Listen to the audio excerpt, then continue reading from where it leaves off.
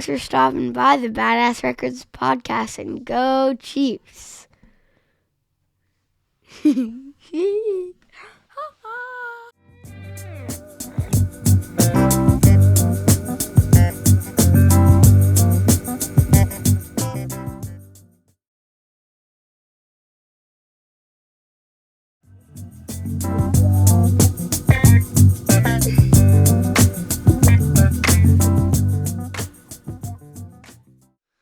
Well, thank you very much for being here, Autumn Hayes. I appreciate Absolutely. it. If all the things go the way they're supposed to go, we'll be doing episode 102 here of Badass Records Podcast. Fantastic. And appreciate you making the trek in from Eudora, and really appreciate it.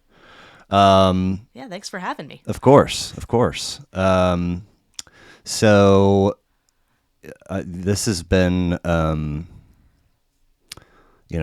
not unlike the signatures. It's an interesting trajectory of guests, and it's like folks that I know mostly from service industry years, spilling into a few that I don't, and then I wound up connecting with a guy that has an online radio station, and he came and did an episode, and when we finished, asked if I wanted to have the podcast air on the station, and I said sure. And then I got like a handful of musicians followed me after that, so I reached out to them, right? Mm-hmm. And then I ended up talking to a couple of venue owners, and it's been a little bit random since then, but now it seems as though Facebook knows, the algorithm knows that I am interested in a person's,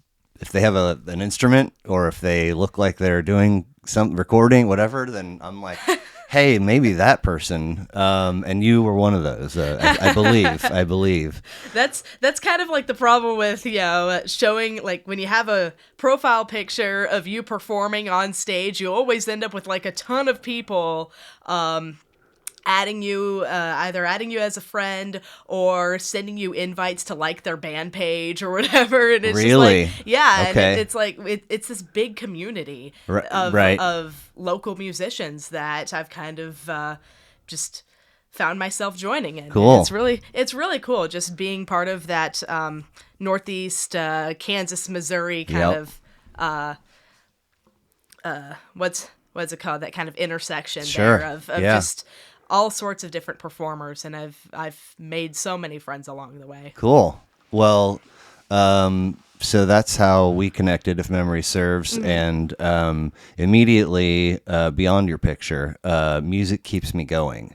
Yes. Is a quote somewhere along, like in your bio. Yes. And is that you? Is that from a different source? It's I think a mantra that every musician can say is just resonates with them, because it's one of the things that, without sounding like too hyperbole, it's really like one of like the life forces of musicians. It just really like it gives us just so much meaning to our existence, and without the arts, I feel like life would be so boring. Oh my gosh, it would be, and not just music either. No, dance and visual arts, and absolutely, theater and all sorts of things.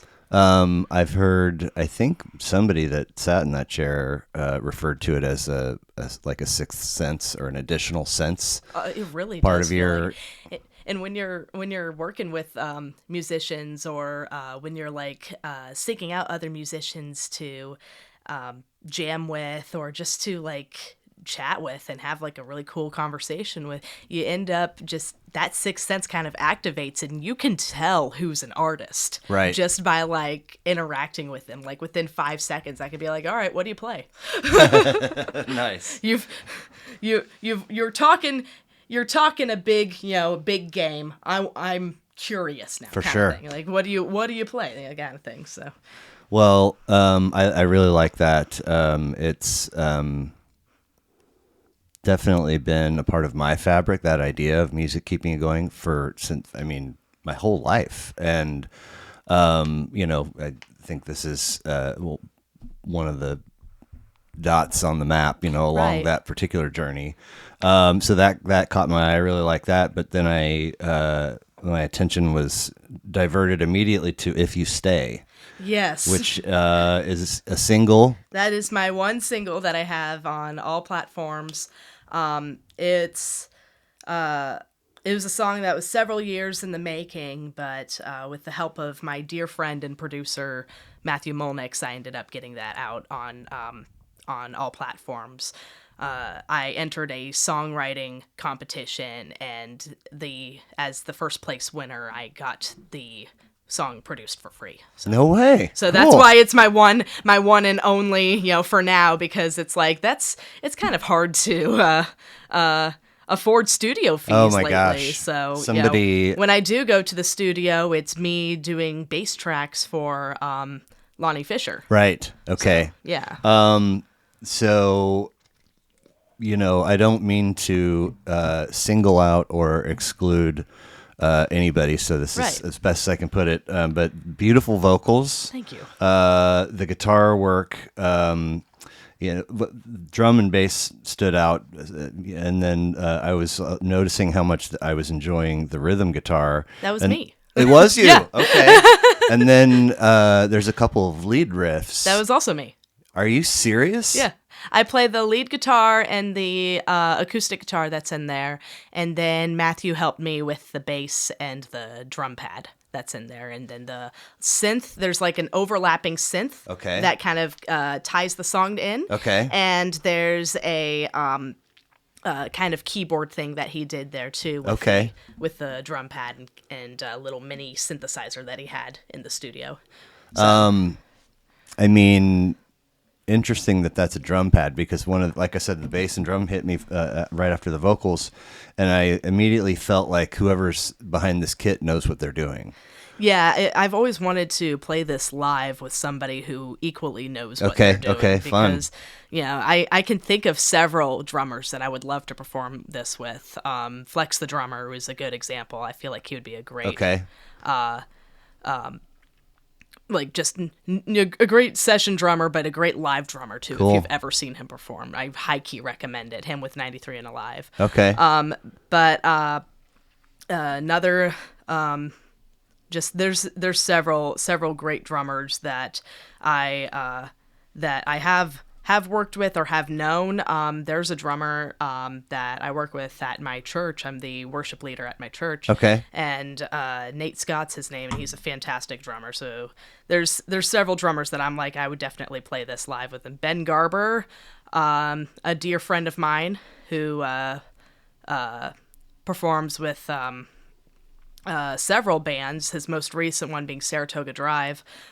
He's a great drummer too as well. So I could think of many people that could emulate that kind of drum pad sound, the steady rhythm that Matthew had going on in Nice. there. But that's just drum pad. Okay. That's him feeling out the rhythm from my strumming. So So that's all that's him. And he's such a talented dude too. So he's a drummer and bassist himself. So. is that a only hands a drum Yeah. pad thing? Yeah, like there's no. It's like buttons on a little Okay, thing. It's okay. it's weird. Oh, Yeah. Wow.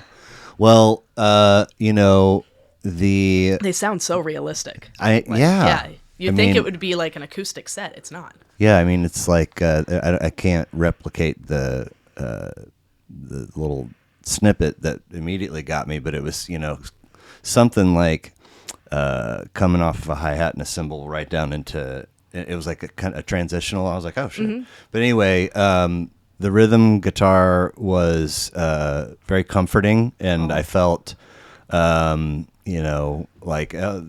this is a good place, a good space. Everything's working, and then the first lead riff, I was like, holy shit! Like I did not expect that. And then there's one that's even later that like was maybe even more impressive, and it's like. The E string walk down is my favorite. That doo-doo-doo. That was something that kind of tied the whole chorus together. Okay. That I wrote for that, specifically for that song there. And the other piece about those lead riffs is I don't know if it's what you just said, or if it's the tone or the actual guitar, or some of your influences. But there's something very striking and almost familiar feeling about a couple of the moments there. Does that make sense? Yeah. So you're I guess let me see if I can gauge like what your question's asking. You're trying to see like where the influence came from for that. If I could have said it that nicely, I would have. Yeah. Okay. Yeah. So, I mean, there's a lot of different guitarists that I've been greatly inspired by throughout my years, female and male. The biggest one, from the female side would be Nancy Wilson herself from Heart. Okay. Yeah. I got to see Heart perform live back in 2019 and just adored every minute of it. It was Cool. like watching, your hero on stage, Another couple great players would be like Joe Walsh, Eric Clapton, David Gilmour. Very nice. I've always had like just biggest like intrigue, less towards the shredders and more towards like the more bluesy, even like Latin sounding. So I got a little bit of Santana kind of, and Cool. even Mark Knopfler of Dire Straits. Yes. That kind of like flare. Yes. Like that flare strum kind Okay, of thing. yeah, like, yeah. Flamenco kind of strum thing Okay. that I kind of do in the solo there. But it's really all about like kind of tying it together with emotion rather than just playing notes to play notes. Gotcha. That was Absolutely. something that I really wanted it to kind of have that kind of feel. Well, that's that feel that you just so eloquently described is sort of the fuel for that keeps you going. Music keeps you going. Music line, keeps right? you going. Yeah. And that's really like, it's one of those. If it weren't for guitar, if I didn't have something to do with my hands and an instrument, it would be, it's like you'd feel trapped, right? Right. You need to have an Yeah. outlet of some kind. And so having the guitar and having my bass and having my ukulele and mandolin, all the stringed instruments that I do know how to play, and then more stringed instruments that I want to know how to play but don't yet, and just and being able to sing and as best as I Oh, can, man. and trying to get the just the jitters out, best way to describe it, because Sure. it's like it, when you hold in your thoughts and feelings for too long, it builds up, and so Oh, yeah. something's got to give, yeah. and if you don't have an outlet for it, it'll break you. For sure. So that If You Stay is your single. Anywhere you stream your audio, you can find it. But, Absolutely. First solo produced endeavor, but typically you're gigging with Lonnie Fisher. Yes. And what's for anything that you might have coming solo wise or stuff that's with Lonnie? Are there spots to keep a finger on the pulse of what you guys are doing or where you're gig? You know what I'm saying? Oh yeah. So we have an EP that came out last year called Seeds, and that features me on bass. Cool. It's 5 tracks, and then we have another full-length album called Floating Palace that's going to be coming out sometime this year, I believe. Cool. We have a concert coming up on the 13th, and I'll be performing with Lonnie, and I will also be doing a solo set. And my other bandmate, Julia Reynolds, will be doing a solo set there as well. And Where it's going to be at the Gaslight Gardens in Lawrence, Kansas. Okay, very nice. Which is a very nice little pub grill kind of thing going on.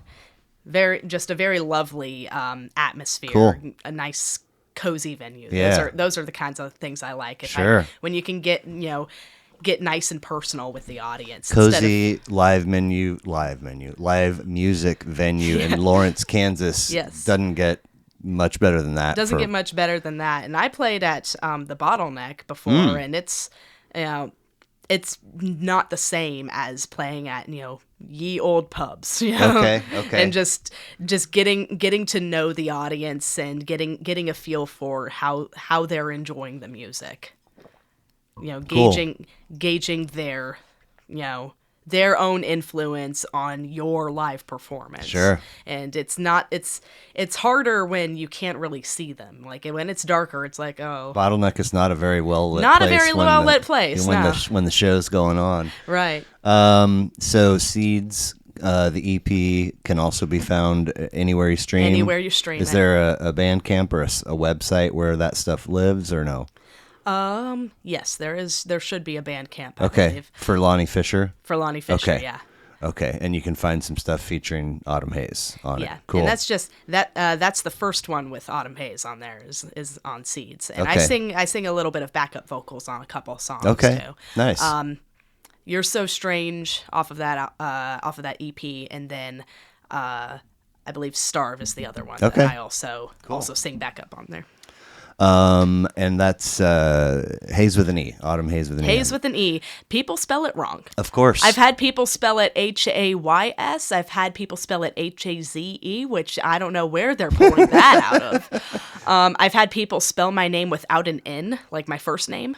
So, that's which is too bad because you feel like you would know the seasons and how to spell them up to this point, but makes me just kind of wrinkle my face at their grade school teachers. Right. Like, how did you not? Anyway, Like the only thing that I can give them grace for is their dyslexia is a thing. yes, for sure. Learning differences are a thing, so I'm just Yes. gonna give them grace. But people do spell my name wrong. But the official spelling is Hays with an E, Hayes. Yes. So, home base is Eudora. Are you born and raised in the area? I was born in Overland Park, raised in Lawrence. Okay. My dad was in the Army. I moved around a bunch. Okay. And after graduating high school, I came back to Kansas. Right on. Siblings? I have 4 sisters. No kidding. I'm the youngest of 5. Wow. Yep. Okay. And do you happen to know how mom and dad met? Yes. My mom was working as a waitress, and my dad was on shore leave in Hawaii, and Okay. he met her Cool. at, I forgot the name of the grill or bar that my mom Sure. worked at, but my dad met her there. That's What where was they is she from Hawaii? met. She also had military in her Okay. family and moved around a bunch, but Interesting. she was born in Florida. Okay. Wow. Yeah. So I lived actually like 7 years of my life was in Hawaii. Really? So I say I grew up in Kansas, but that's just the first 5 years of my Sure. life. I also grew up in Hawaii, so I consider Hawaii a second home. For okay, me. cool. Do you have any memories of them putting on music to listen to in the home when you guys were growing up? Oh, absolutely. Okay. My first memory, man. My first memory was learning how to use a cassette player. Cool. You know, like one of those old, like kitty single cassettes, like, the small ones. It was that kind of cassette player. Mm-hmm. Okay. And I had the single for The Police's Every Little Thing She Does Is Magic. Oh, and wow. I played that single cassette over and over and over until the tape broke. Okay. What was And- on the backside? Do you remember? I can't remember what was on the backside. The backside had to have been like some instrumental thing. I never flipped it. I just Okay. always kept it on. Every little thing Nice. she does is magic. Yeah. Playing that over and over. I guess because it had like the picture on the front. So I was Okay. like, I know this is the front. I didn't know there was a B-side. Sure. But I knew, and oftentimes it's just Yeah. like another version of the same song, Right. which is like, come on, man, give me a real B-side. yeah, earliest memory, taking a pencil and using my pinky, trying to fix that cassette. Hey, that's great. You put a little bit of tape there. If the tape snaps in half, you put a little bit of like Scotch tape there to try and fix it, and then it just never sounds the same. It always has that one warble. I was a cassette holdout. In fact, I still have most of them, Wow. upwards of 1,000. Yeah, I still have some old CDs. Nice. Yeah.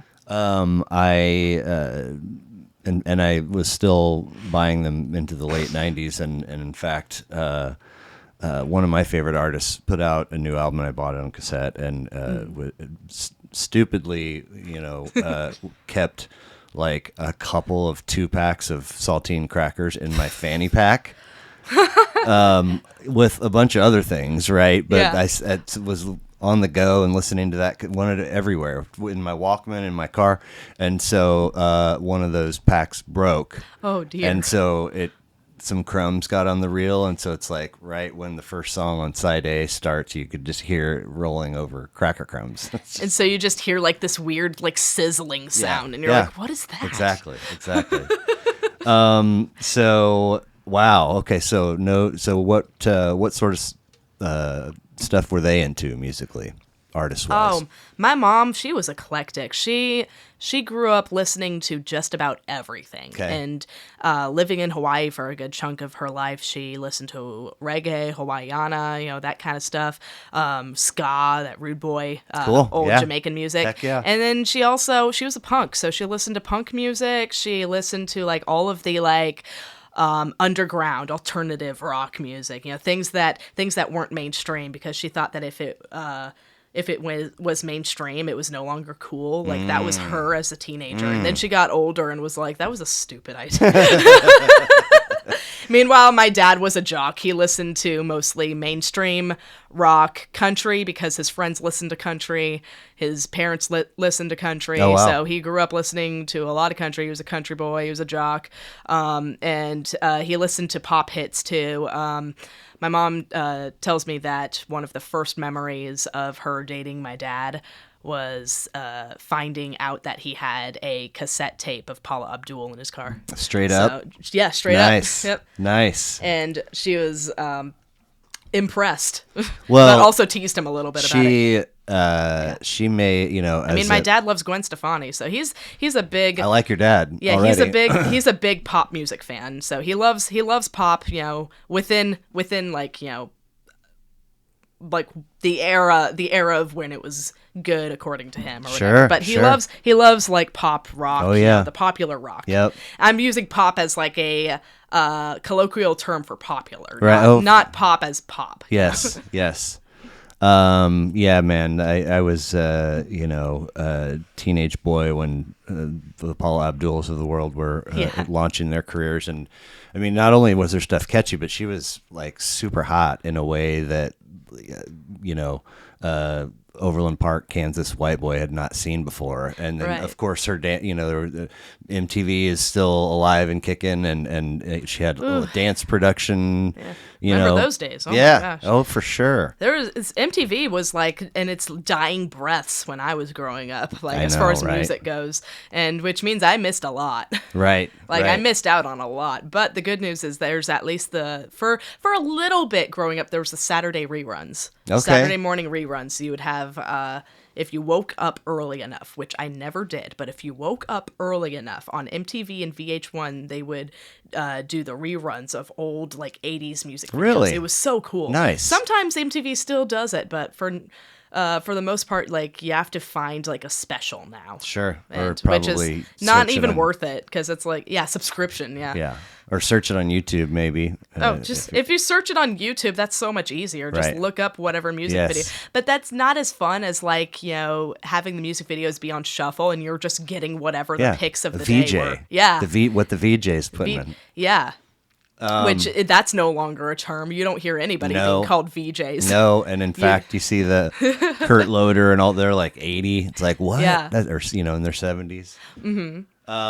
So how, I'm often curious about the music that exists because our Right. parents own it and play it when we enter the world. And then, we assemble it into our own, and then eventually at some point, you start getting your own kind of precisely. taste. So Yeah. I'm curious if there's a first album that you acquired or fell in love with or borrowed that sticks out. Oh, the first album? It's a compilation album, Okay. but it was really like that would be the first. Well, I don't know. There's a couple. Okay. There's a couple. Because it's around the same time that I started getting a taste in music. Okay. Like, instead of just listening to whatever Yeah. my parents threw on the radio. But, some people, that's later in childhood. For me, it was around the age 6. Okay. So I was still fairly young, but I started getting my own, like, interest in music. Sure. Like, my parents aren't as crazy about these artists as I ended up being. Okay. Which is interesting because they played this music all the time, and I was like, are you, like, nuts. You're the one that spoon fed me this crap. Right. Yeah. But the first one I would say, like, from memory, would probably be okay, so this one was also a compilation album of sorts. You remember back when we used to burn CDs? Of course. Yeah, so this was a bootlegged, burned CD of Matchbox 20 songs. Oh, really? Yeah. Where did that come from? My mom. Okay. Making mix CDs. She made a mixtape Wow, you of have parents. just Matchbox 20 songs of like her favorite songs from More Than You Think You Are, Yourself or Someone Like You, Mad Season, like those ones. I think she had a little bit of Exile Mainstream, but I think that album didn't come out until I was a little bit older. Okay.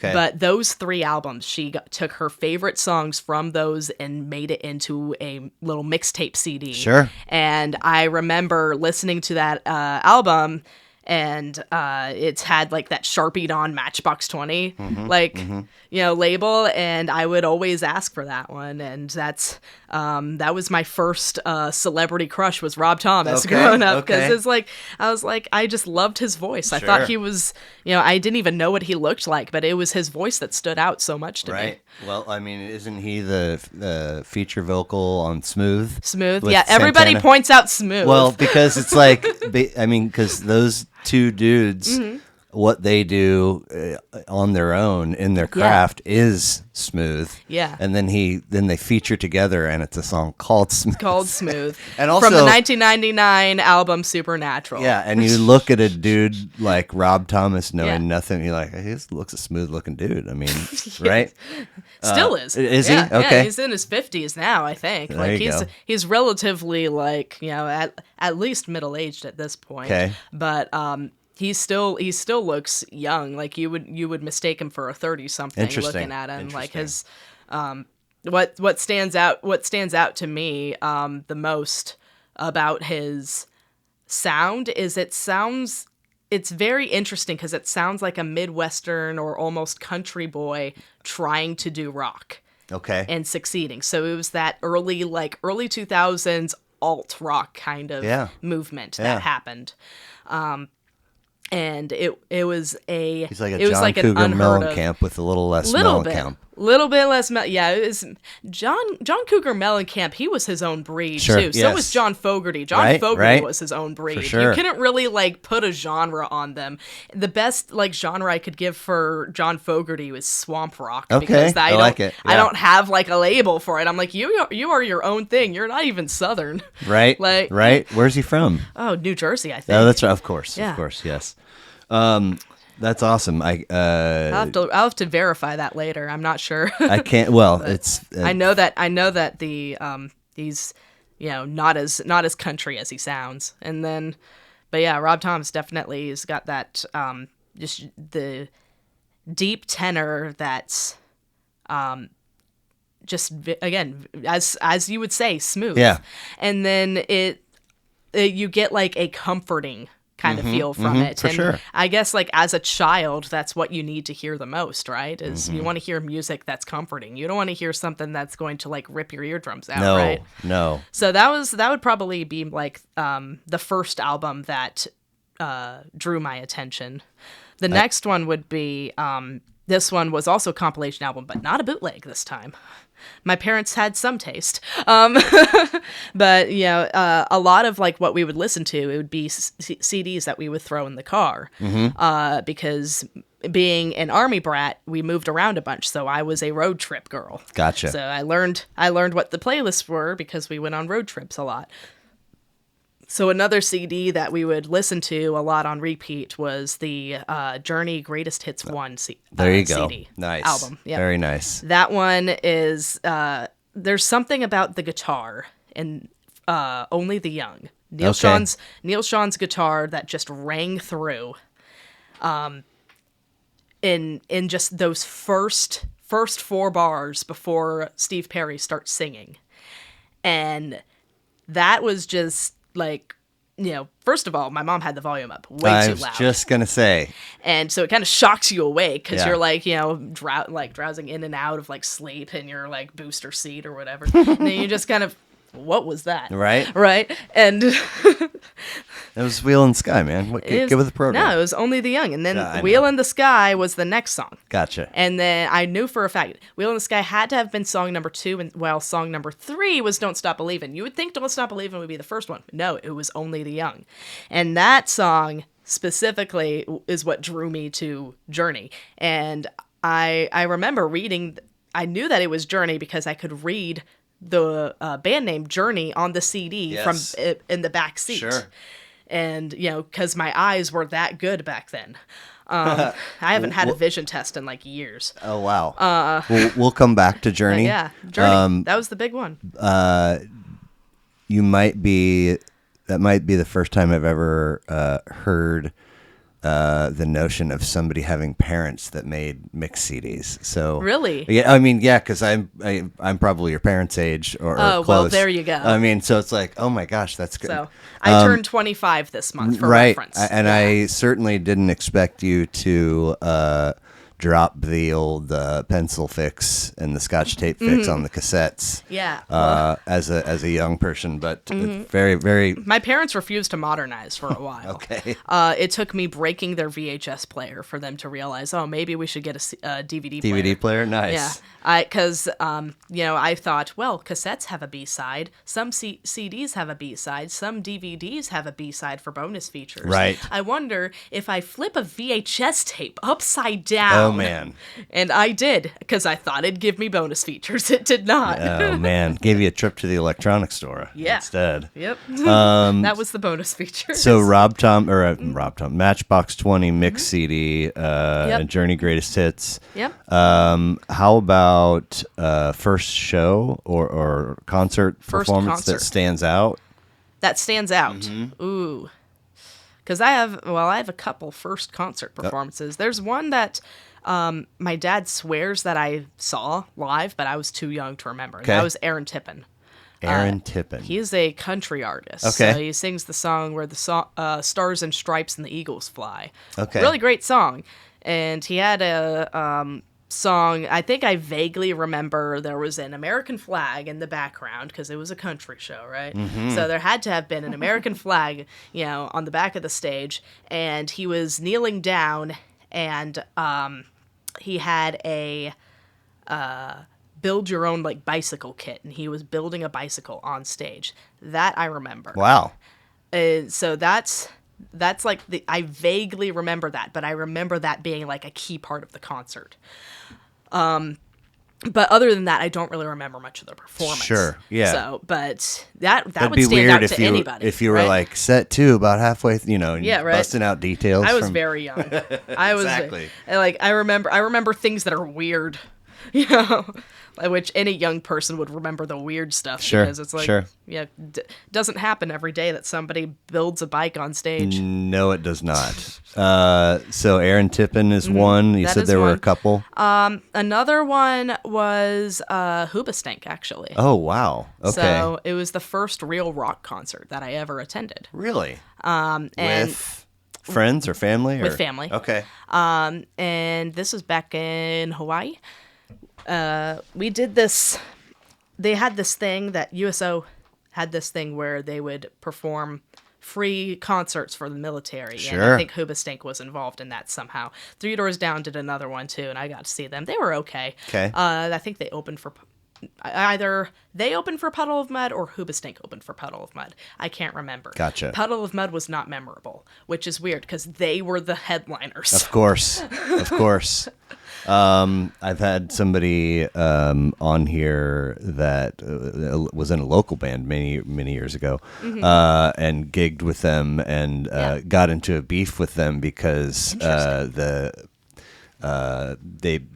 openers became they were like a crowd favorite, and Puddle of Mud didn't care for that. I might be slightly off on that. I just know that there was a shared bill, and afterwards it wasn't as pleasant as they thought it might be going in. But anyway, Well, here's a top tip from a professional musician who kind of does this thing. If you're the headliner, it's kind of distasteful if most of your set is cover songs. Agreed. So Agreed. And I'm not a performer, but Yeah. I do see a lot of shows, and I The love. only excuse is if you don't have enough like material written to where you could have a full concert. Well, but yeah, Puddle of Mud's been around long that's at enough the that how beginning to, right? of the trajectory, not Yeah, you're not at this stage. not the headline. Right, Yeah, right. not the headlining act.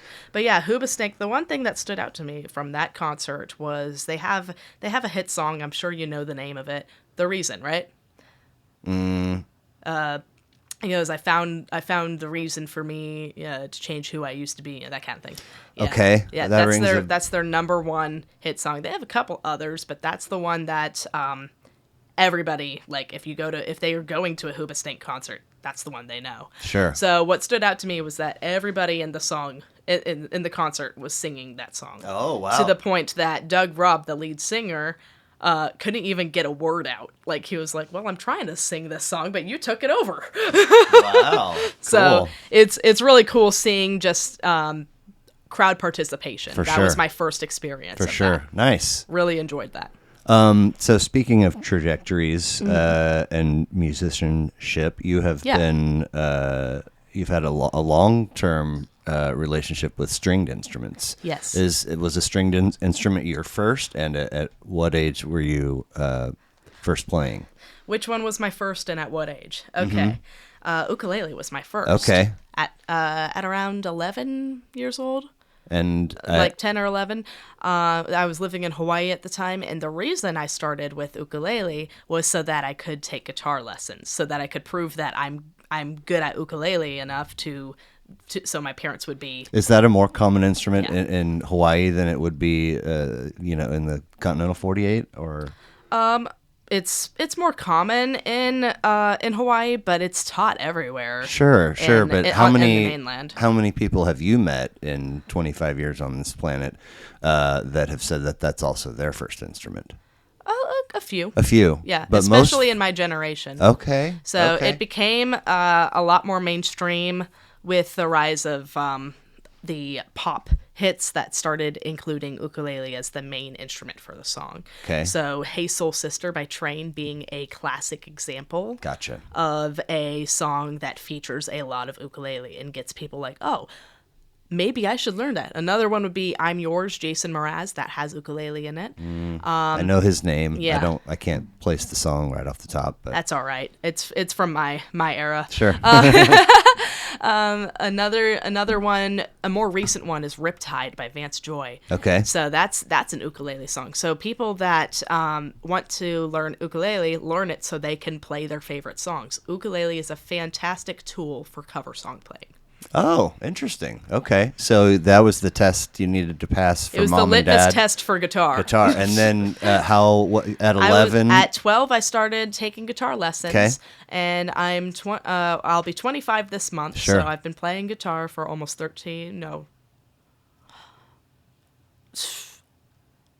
over half my life. Okay. And Yeah. and at some point you incorporated bass as well. Yeah. So I was around 16, 17 when I got my first bass. Wow. Cool. Yeah. And it's still my only bass to this day. But Right on.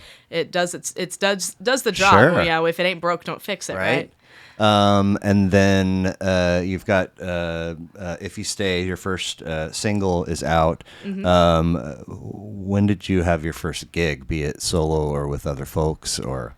Oh, well, solo, I started doing gigs at the one of the Eagles clubs. I forgot which area it is, but it's in Lawrence. Okay. I just forgot which specific Eagle club it was, but I started doing gigs there.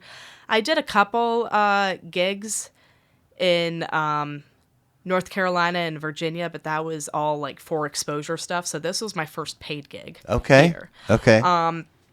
And I also did open mics and things like that. Sure. But it was really like when I started performing at wineries that I really started like getting really Nice. noticed for solo gigs. I should know the answer to this, and I know I could just Google it. But what are the Eagle Clubs? What is their function? So it's a veterans of That's right. foreign wars. That's right. Okay. Yeah, VFW. Okay. Nice. VFW clubs. So you have to be a member to be, to go eat to there, go drink eat there, drink there, see yeah. performance. Or be invited by a member. Okay, So gotcha. that it was one of those like it paid, but the audience was slim to none because course. of just lack of members, lack of just people knowing about it, knowing that it even exists, because it's a club. Yeah. Playing at clubs is something totally different than playing at a winery where anybody can go there. Now, are you a person that leading up to the moments that a performance is going to begin, do you get anxious? Do you have nerves? Well, I think anybody in their right mind would have some kind of nerves. If you, if you have a pulse, right? Right mind and a pulse are the yeah. two ingredients to, Yep. But it's like when you get to like, if I haven't had a show in a long time, I would get nervous. But once you get into like the flow of things, it really like it starts becoming commonplace that there's going to be a gig happening. Oh, there's going to be a gig happening. Nice. Well, I'll just prepare. So you use the time to prepare so that you don't have nerves. Very cool. So very cool.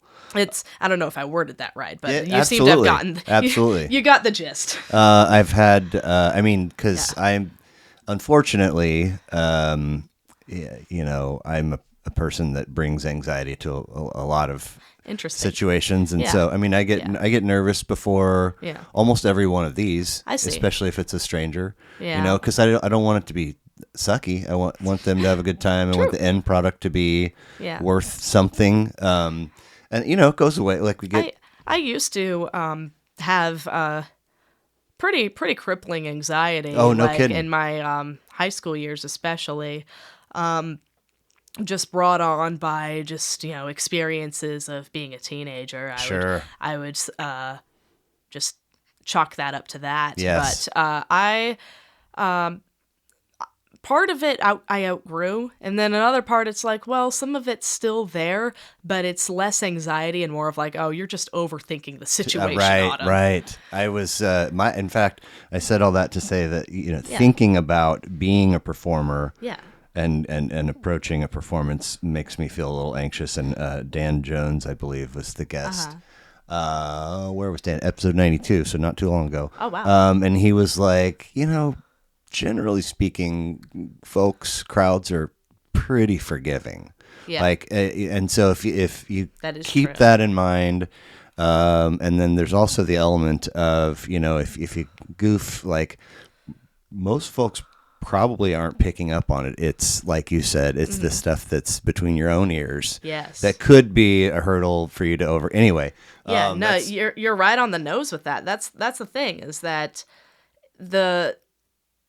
the issue is not whether or not you make a mistake, it's whether or not you draw attention to it. Right, exactly. Because as soon as you draw attention to it, now everybody's going to know. Sure. You wouldn't have even noticed if you didn't say a doggone thing. I know. I was watching an I know. episode. I'm a sucker for like those competition shows. Okay.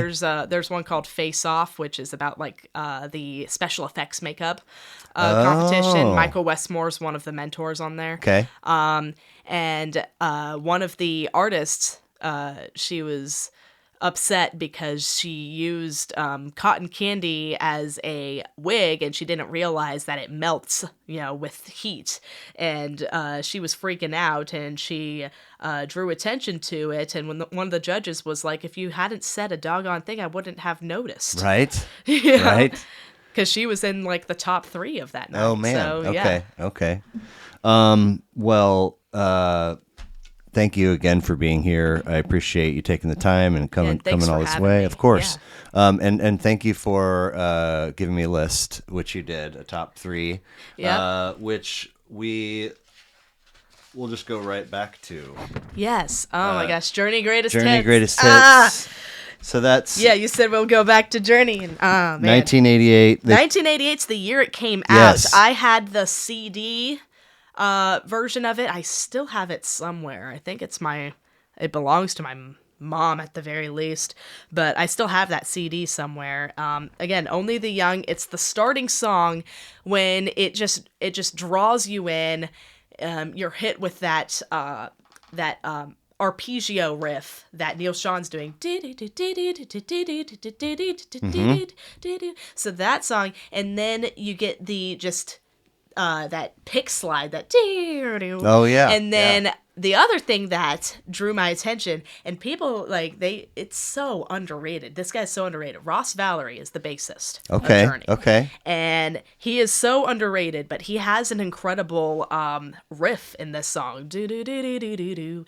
And as a bassist, obviously you notice these things. So I'm like, wow, that is just incredible. It's the fact that the bass just kind of it elevated the guitar. Okay. And then you have the synth that Jonathan Cain's doing. And then, so you have all of that. And then Steve Smith, of course, being the backbeat. And then all of that builds up to the majestic tenor that is Steve Perry's voice. Sure. So you just get hit with another night in any town. And it's like, oh my goodness. Yeah. And my first thought, because I was a child of 6 and I hadn't heard much tenors in my life because my dad has a deep voice.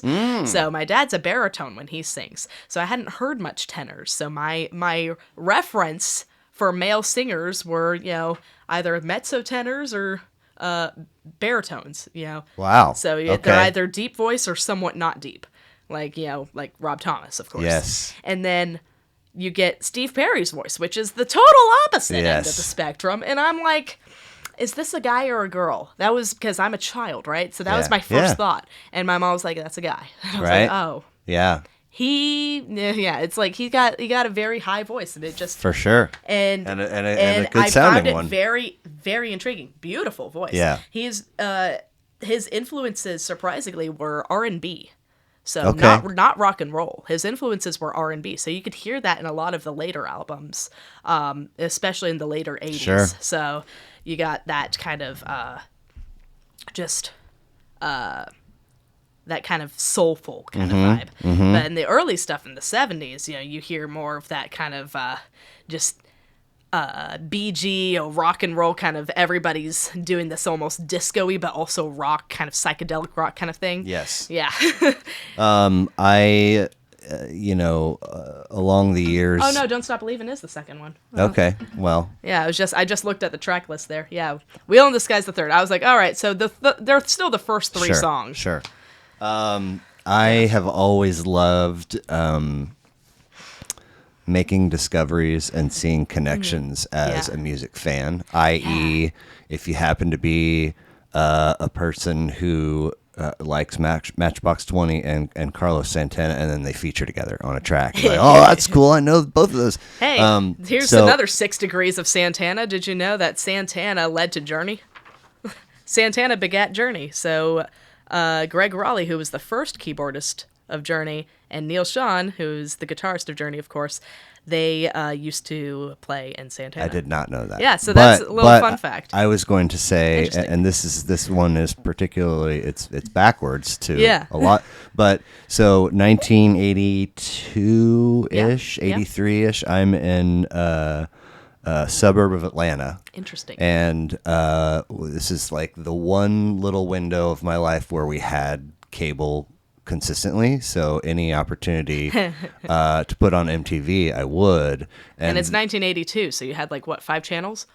I don't know, but I can tell you that there are a number of music videos that had a profound impact on me. Oh, and of course. One of them starts with just here's your screen, and it's Steve Perry's face, and should have been gone. Sherry. Yes, and man. I absolutely, I know I just destroyed that line, but I fell in love with that song. There's a great 1986 is when that came out. Yeah. Is it 86? Yeah. Really? Or no, 85. Really? No. 84. I was wrong. Okay. 84. Okay. Yeah. Anyway, and so I have that album on vinyl. I'm still not quite, haven't taken that first step down the path of creating my own taste. It's like just what's accessible. And so then later, when I am doing that, I'm like, that guy sounds like, and I'm getting exposed to Journey, and I end up with a copy of this cassette. I hear them on FM radio, and I'm like, that guy sounds a lot like the O'Sherry guy. And this is, of course, pre-internet. So you worked backwards. Well, Journey, so you find out either Yeah. maybe the DJ says it on FM radio, maybe somebody anyway, it's like, oh wow, what, how Interesting. and then you learn, oh yeah, this is, And then you'd have other people who'd be like, hey, play that new Journey song. Yeah. And it turns out it's Steve Perry's solo work. right, exactly. Anyway, so they make 16 records, and this one's kind of squeezed in the middle of everything. 786 consecutive weeks in the Billboard 200, which, as far as compilations go, is second only to, can you guess it? Oh, man. If you're talking compilations, I'm trying to think about it. Yeah. Lively up yourself. Bob Marley Legend. Bob Marley. Oh, wow. Yeah, because Legend and then Journey Legend Greatest Hits. and then Journey Greatest Hits. Wow. Anyway, I liked that little tidbit, but And can you just looking at the artwork too? That's so it's something that's kind of silly, but a little goofy fact about me is that I love looking at album artwork. I will for stare at sure. the artwork like as I'm listening to the CD. And so this artwork right here, I also love that it says Journey like in the stones. Yes. Like on the sides. So this specific little scarab beetle that's on the top there, I actually have on my front license plate on my really? car. Cool. Yeah. So it's something really that's just I always carry with me, actually. Nice. And what's funny is that was a custom design that I had my good friend of mine, Theo, who lives in California. Shouts out to Theo in California. Yeah, Theo Solorio. He designed that for me. An incredible artist. Incredible young artist and cartoonist. They have a cartoon called Journey Beyond that's kind of inspired by Steve Perry. Oh, so wow. if you find that Facebook page, there you go. Well, it's almost Don Bluethy, the kind of Okay, style. Really interesting. cool Interesting. animation and comicking style. yeah. The only negative thing I'll say about Steve Perry is that it was tough to watch him go up and down the stairs at Candlestick Park or wherever the Giants play baseball. Oh, yeah. In the Royals 2014 World Series run. Yeah, And he's- because he had a hip replacement, right? Well, back but in he's just 1998. riling up the crowd Yeah. to "Don't Stop Believing," and I'm like, get out of here, you nerd, You nerd. But so that was 88. If we jump back 2 years, another fascinating fellow with another connection story, of course. Ah, yes. Peter Gabriel. Peter So, Gabriel. Fourth So- record of 10, 9 tracks, 41 minutes.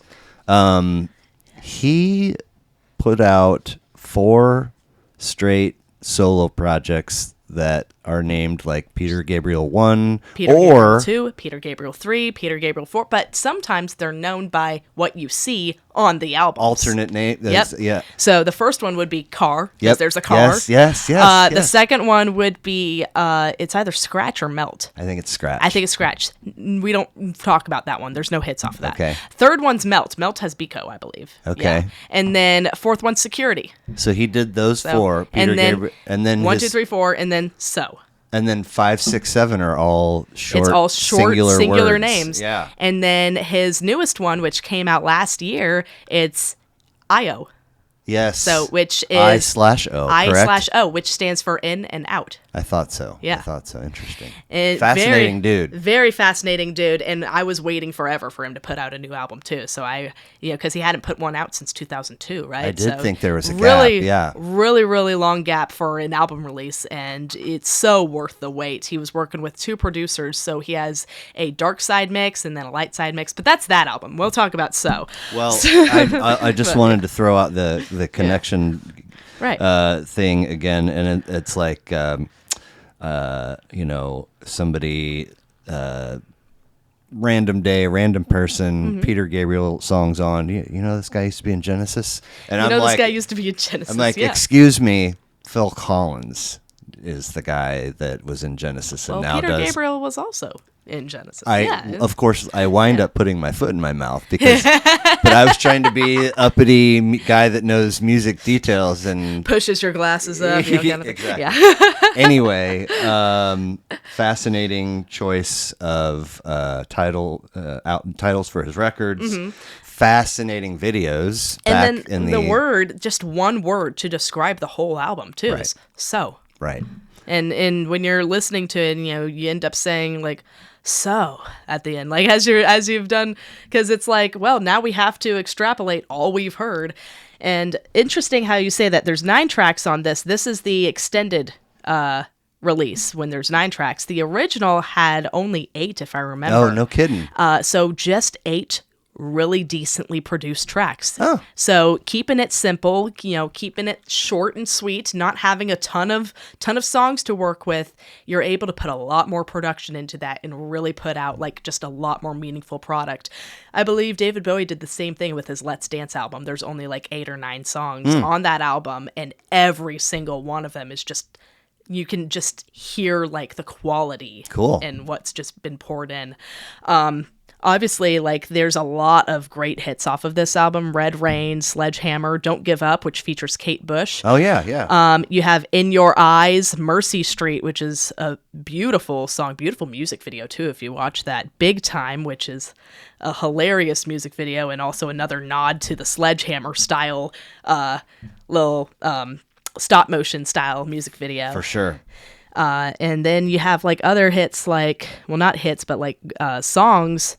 I don't think they were released as singles, but songs in there like That Voice Again and We Do What We're Told, which is a really, really cool interpretation, musical interpretation of the Milgram study. So he was very Hence inspired. the parenthetical. Yeah, he was inspired so much by poetry and psychology when he created this album. So you can really hear it when you're listening to these songs. Something that I really want to point out and when I'm listening to these is the bass. Tony Levin. Holy smokes, dude. Okay. Just incredible bassist, and just the groove that he produces in the songs, even if they're slow, you can hear the bass just carrying the entire song. It's like, wow, your back must hurt from carrying the weight of the song. But I'm listening to the bass and how it's just being that driving force and not overpowering the drums, but rather complementing them, right? Have you, in conversations with folks, come across people that struggle to hear the bass in songs? I used to be the kind of person that would struggle to hear the bass, right. But it's so funny because it took me learning guitar for me to hear the bass, because they would go, listen to the bass on him, and I would listen. I was like, oh, wow, that's actually really, really talented, whatever he's doing. And another song that I would listen to that I didn't realize it was bass at first was For Whom the Bell Tolls. The intro to that, Cliff Burton is playing it on R.I.P. bass. in peace. Yeah. So that's a very, like, sometimes if you go high enough, people are going to hear it. But for the most part, bass is meant to be kind of felt and not heard. Interesting. Yeah, for sure. And if you take the bass out, you're definitely like, you're left with something that's very empty. A little naked. A little naked. Yeah, you're right. Yeah. Now, and anything naked is horrifying. Well, so, unless that was your end goal. If that was your end goal, there's a couple songs that actually don't have any bass and is just like guitar and maybe like a piano or a like tambourine or something, like some kind of percussive element in there, and it's just that and the guitar and then a voice, and it's that empty space in that makes it sound so interesting. Weird. Okay. And I can't recall any of them like off the top of my head, but I know like a few of them are like from that singer-songwriter era of the 60s. So it also gives me a slight Hawaii vibe. For sure. Just kind of strings and uplifting and anyway. Oh yeah. So four older sisters, music fans as well. So a couple of my sisters were fans of they're talented singers. Okay. So there's my oldest sister that's more of like arts and crafts kind of thing. Okay. Like she's very crafty, like good at like origami and like paper curling, kind of things. Pottery, she could do like pottery and things like that. So if it deals with like working with your hands, she can do it. Cool. And then you have the sister below her that is she can sing, like she can carry a tune, but never like took any lessons for it. Gotcha. And she's always been like more fascinated with like country. Like she's Okay. on a big country kick lately. Cool. And then you have the sister below that who has a beautiful voice. Nice. And just natural gift, right? And then you have the sister below that who's a triple threat. She can sing, dance, and act. And Oh I'm just boy. like, "Ugh." Wow. And then you have me who had to take lessons just so that I could carry a tune. Hey. But But look where, we Yeah. wouldn't have, if you stay, if you wouldn't have done that. right. So is the Journey Greatest Hits sort of landed in your lap because of your folks? Is Mm-hmm. Peter Gabriel's So another one that became special to you because it was around, or did you discover it on your own? It was a mix of the two. My mom was she liked songs from the album, but she didn't have the album around. I actually had to go out and get this album. I have it on vinyl. Okay. But this was one of those things where it was dear to her biological dad, I believe. Okay. So it was like I seeked out Peter Gabriel as a way to connect with a late grandfather that I never got to meet. Oh, okay, cool. So Very cool. that was kind of like my end goal for that. Nice. But my mom likes Sledgehammer. Okay, So sure. she does like some Peter Gabriel songs, but she didn't have that strong of a connection. Gotcha. But she said that her dad liked him. So So what about the Peter Gabriel era of Genesis? Have you dipped into I have Lamb Lies Down on Broadway on Okay. vinyl. And how many times I have it on CD. Okay. How many times have you given it a top to back straight through listen? Once. Okay. There's 4 sides. So there's two vinyls and Yep. there's 4 sides to that. So it's a lot of flipping. Yes.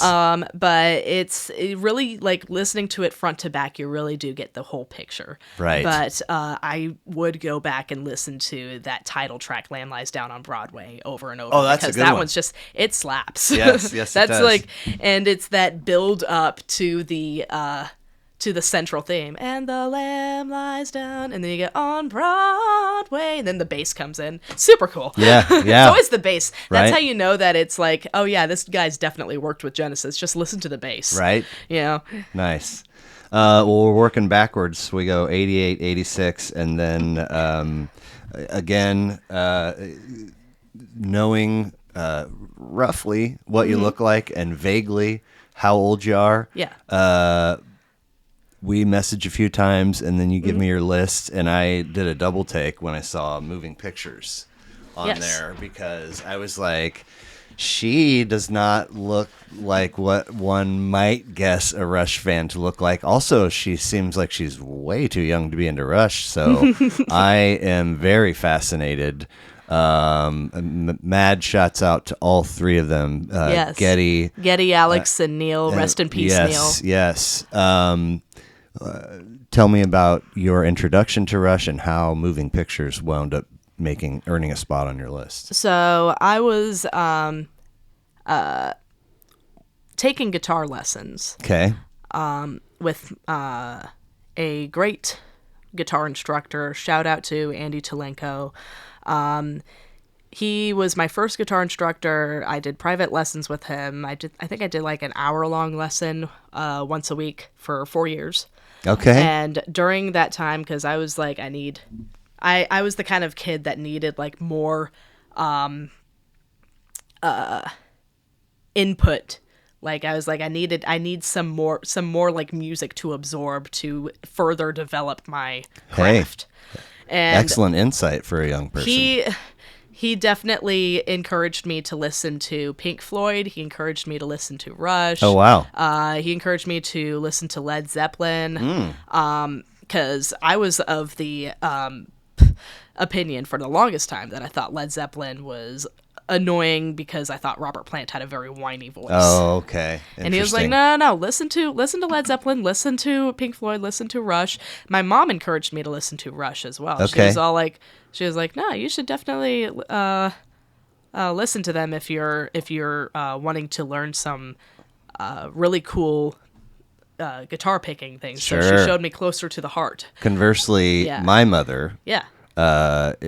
this is one of the artists she would immediately change if any song of theirs came on because he sounds like a woman. His voice is so annoying. And it's like, and she would also do the same for Bob Dylan. Can't stand his voice. And so it's like, as I become a fan of both of those artists, I immediately realize, They are an acquired taste. I've been told. Well, doing research into the band because I'm a nerd. If I have to listen to an artist and I find myself liking them, I look through the whole Wikipedia, and I just research everything. Sure. But I believe the early reviews of Rush, and in particular Geddy Lee, was he sounded like a cat being blended, is what somebody said. Well, shame on you, whoever Yeah. said that. Yeah, so Geddy's- that's what a music They're like music critic said. I feel like I've seen a couple posts like they're gonna tour, like It would another be Taylor interesting if Hawkins they do, yeah. kind of thing. It would be interesting if they did. I don't know who would replace Neil. Well, though.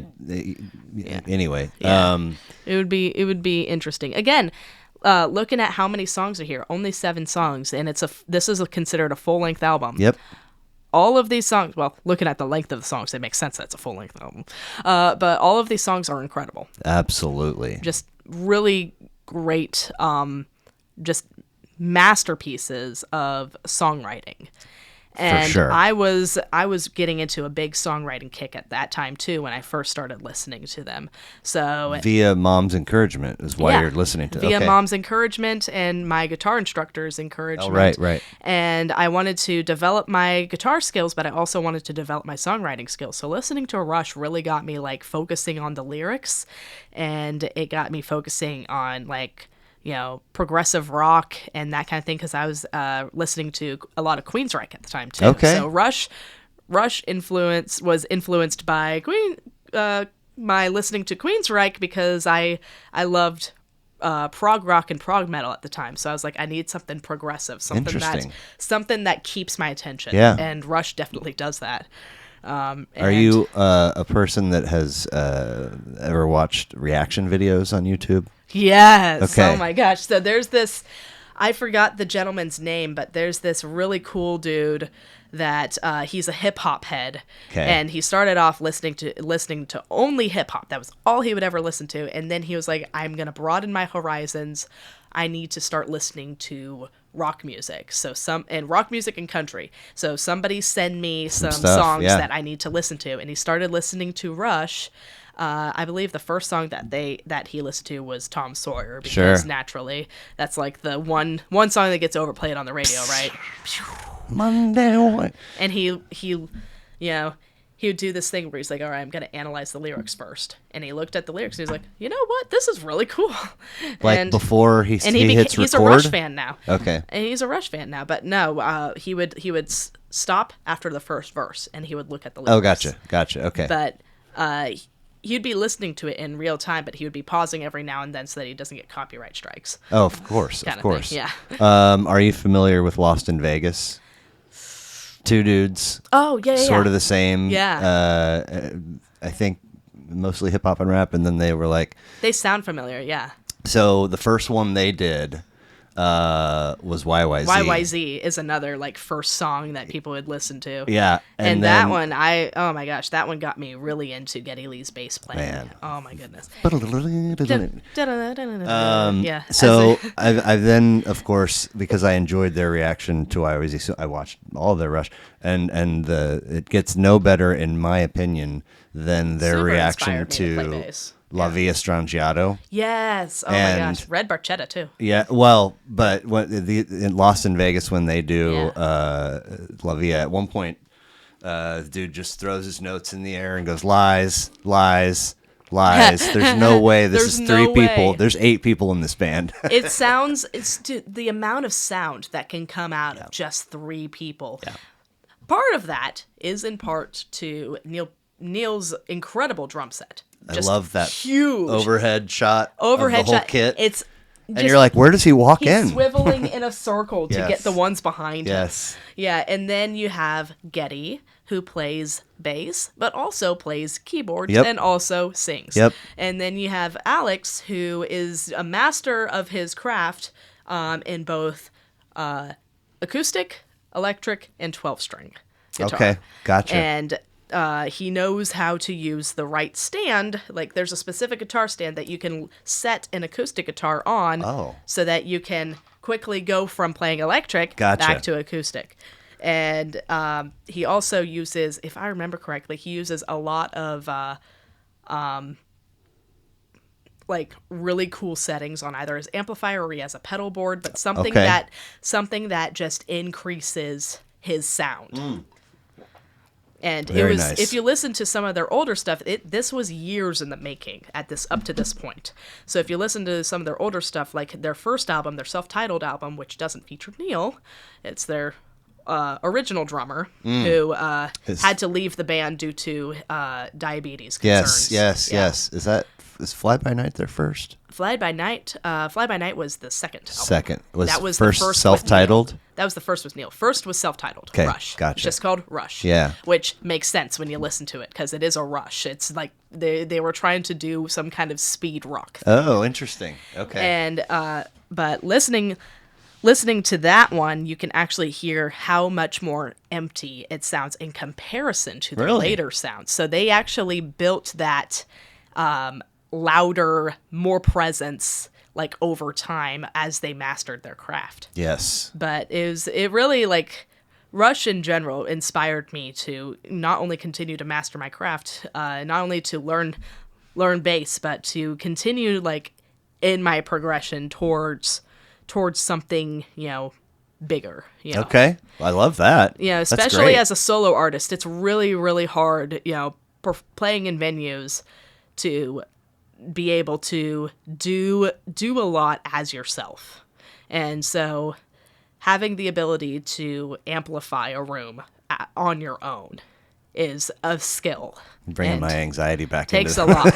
Takes a lot of skill, but the ability to just fill a room with your own sound for sure takes a lot of effort. You chat folks up at all, like in between songs, or are you just kind of I take a break sometimes. Okay. So it depends on the setting. It depends on the venue. Sometimes they don't give you time. You have to do the full set there.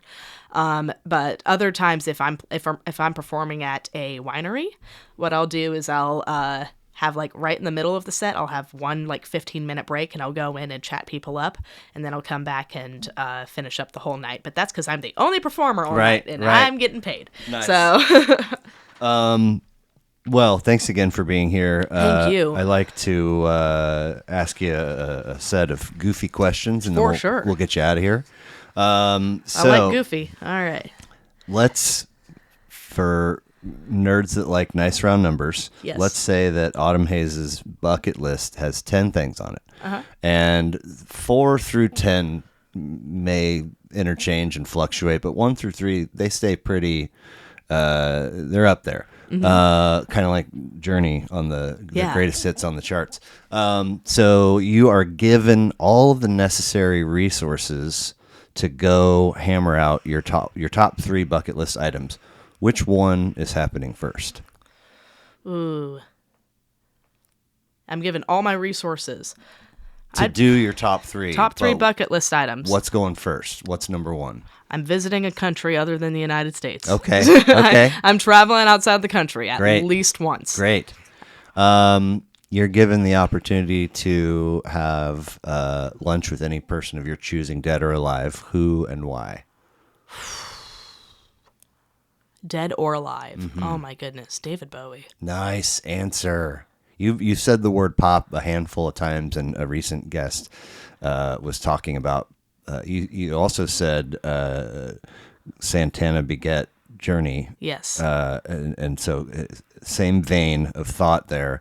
Somebody was running down, kind of pop icons and just paused and goes, man, I mean, none of any of this happens without Bowie. And I was true. like, That's so true. David Wow. Bowie pioneered so much for performance. Right. Not just music, like as a concept, but the performance Right. element. Right. And a lot of his dear friends can thank him for just the flamboyancy that he allowed them to be able to emulate in their shows. Yes, so, absolutely, first absolutely. good example would be Rolling Stones. Okay. If you compare their older shows, where Right. they're Bluesier, bluesier, buttoned up. buttoned up, and then they meet David Bowie, and they Like, oh, they have she a can do few that? drinks, and then suddenly Mick Jagger's doing his weird dance thing. Right. Yeah. Exactly. Or Rod Stewart, another Sure, good example. sure. He was more folksy, and then he hung out with David Bowie, and then he decided, you know what, I'm going to bleach my hair and say blondes have more fun. Yeah. There you go. You are given the gift to be able to visit your past self at any age of your choosing. What Okay. age are you choosing, and what are you saying? Whew. 16. Okay. Specifically 16 earlier in the year. Okay. Do not, under any circumstance, go into that practice room, no matter what he says. Okay. All right. There's a story to that. Okay. Most peculiar experience you've ever had. Most peculiar. Mm-hmm. Define peculiar, because there's a level. We're Odd. Okay. Bizarre. Okay. Like Tough to wrap your brain around. tough to wrap your brain Unique. around. Peculiar experience that happened to me or that I just witnessed. Either one. Either one. Okay. I'd say, well, I had a few happen this past year, but Really? I would say like a very I'm trying to think of like something peculiar that's like I keep remembering because it's just so odd. Like not even funny, just odd.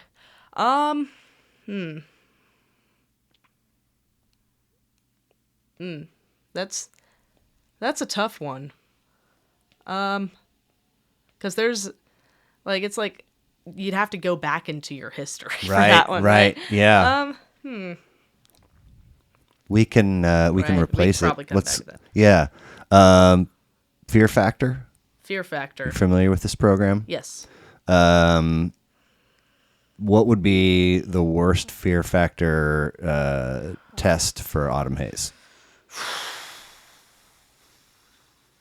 Heights. Heights. Okay. Interesting. Heights. Alternatively, because it's fine if it's heights, but there's a barrier.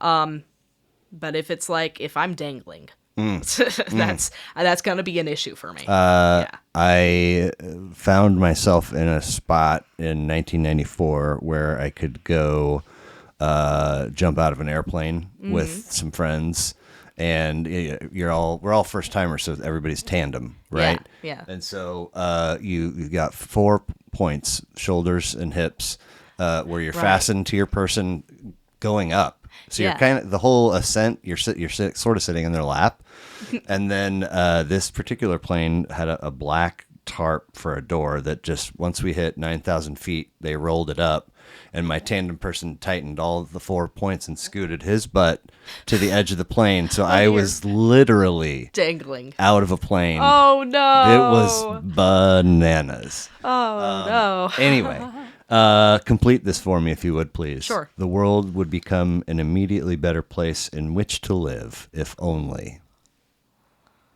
The world would become an immediate better place in which to live.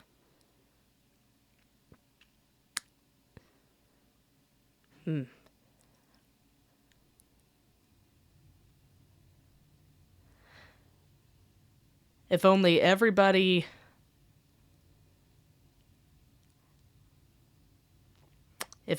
had a more open mind. Hey, I like that. Very good. Very good.